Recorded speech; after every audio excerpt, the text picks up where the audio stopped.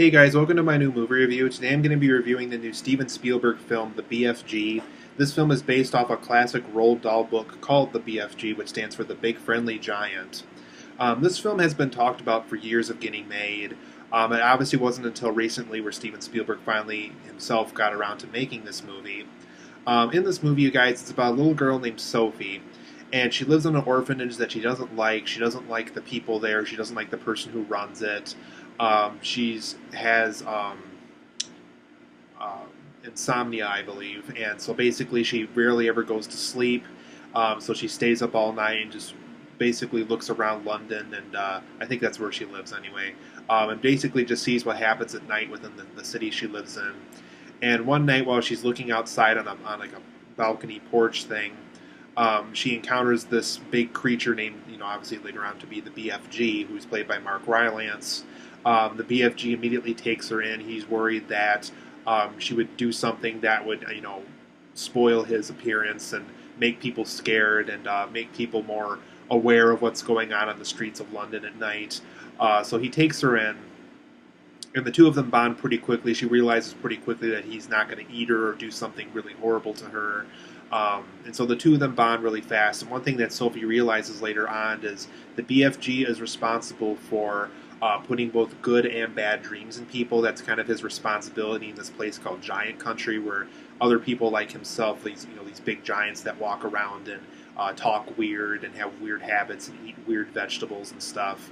But the BFG is responsible for the dream department of the Giant Country. He's in charge of putting good and bad dreams into children, into adults, and basically anybody. He's in charge of people, allowing people to dream and things like that.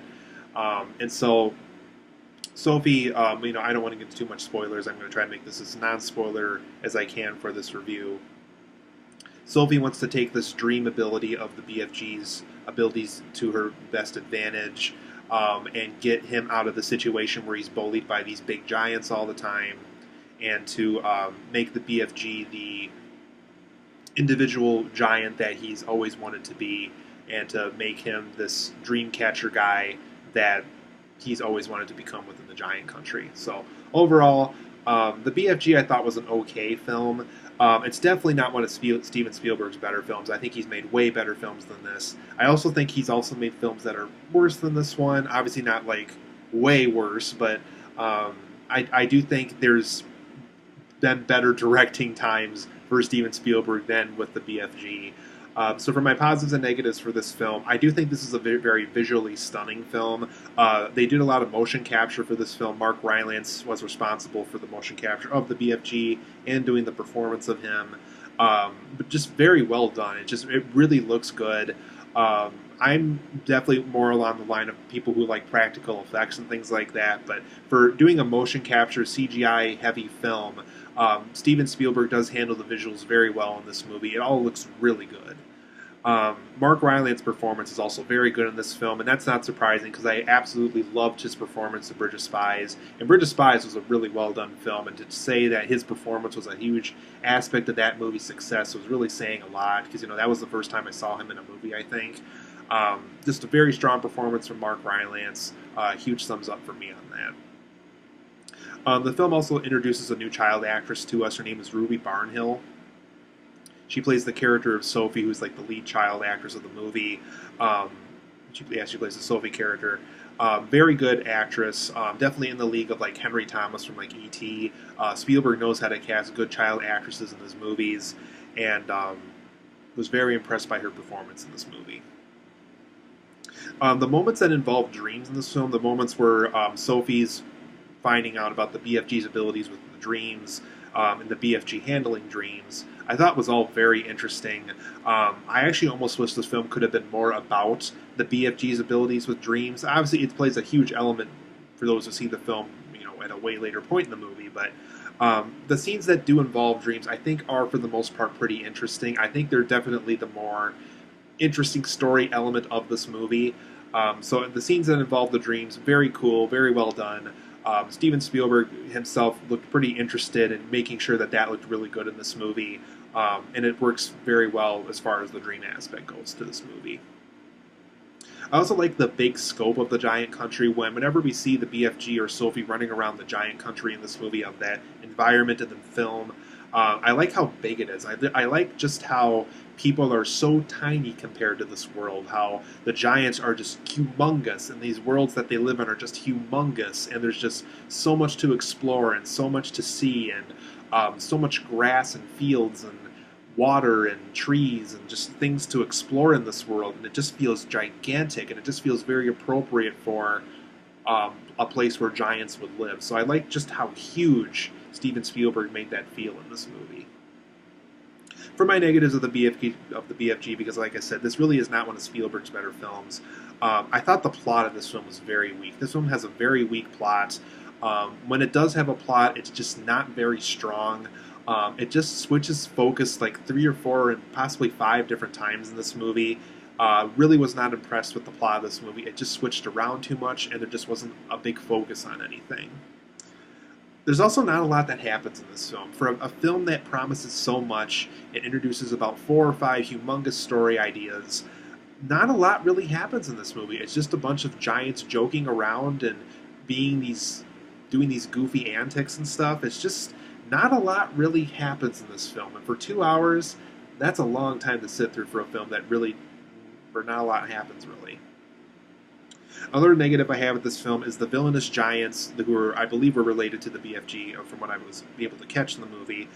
They were just very one-dimensional. They were just they show up and ruin the giant's life for about 10 minutes, and they disappear, and that's really all they purposed in this movie. They were just the people that were just ruining the giant's life for about 10 minutes, and they would just vanish, and really were very uninteresting characters, and I really did not understand why they had to be so mean to this giant. Really one-dimensional. I didn't care about them at all. This film really could have benefited from a better villain, or better villains in this case. Also, another thing about this movie too is the really big ideas, like with the dreams, and there's something that I won't get into detail about that involves the Queen of England and things like that. The big ideas in this film, they don't really stick that well. They're just enough to make the story pass as like an okay film, but nothing really sticks. Nothing really is something you can get too attached to in this movie. Maybe the dream scenes at best, but nothing really sticks too well in this film, and I think that's something that really bothered me about it. Another thing about this film too is I really didn't feel, this is probably the first Spielberg film in a while where I really didn't see him that much as far as him behind the camera goes, because Spielberg's known for really interesting characters and doing a lot of things practically whenever he can. Obviously, Jurassic Park and those kind of films obviously had to use CGI in some parts, but he really tries to go practical when he can. There's a lot of things about this director that I absolutely love, and obviously tons of his films I absolutely love to this day. Like E.T. is easily one of the best films ever made, ever. I didn't really feel his touch that much in this movie. It just felt very childish and goofy, and I think Spielberg's better than this. I really think he is, because like I said, he's made some, I can't even count all the great films he's worked on, and I really felt like his special touch was really missing here. And speaking of those practical effects, I think this film could have benefited from more practical effects. I think there were a lot of scenes here, maybe, when they weren't in Giant Country, when we were just following Sophie around in this village, where I think they could have done more of that practically. I really think the scenes, obviously they had to put the giant in through CGI and stuff, but there's a lot of scenes in this movie where, I really feel if Spielberg really pushed hard to really make this an outstanding film, more of this could have been done practically, and I really do mean that. I really do think more scenes could have been practically shot somewhere out in the world. And that's just the Spielberg I know and love, and once again, I really didn't feel his special touch here. I really felt like I was watching a director that very much relied on CGI to make the film work. And so overall, I'm going to give the BFG a 7.5 out of 10. I think it's an okay film. I think it's an okay, Redbox rental. If you really love Steven Spielberg like I do, I think it's just worth the one view just to say that you've seen it and to just experience it and to really have your own opinion on it, because I could really see some people really liking this film, and I could really see some people really not liking this film. Just because it really is unfocused, but some people might like that. Some people might like how this film is really trying to be a lot of things at once. I really wasn't a big fan of that.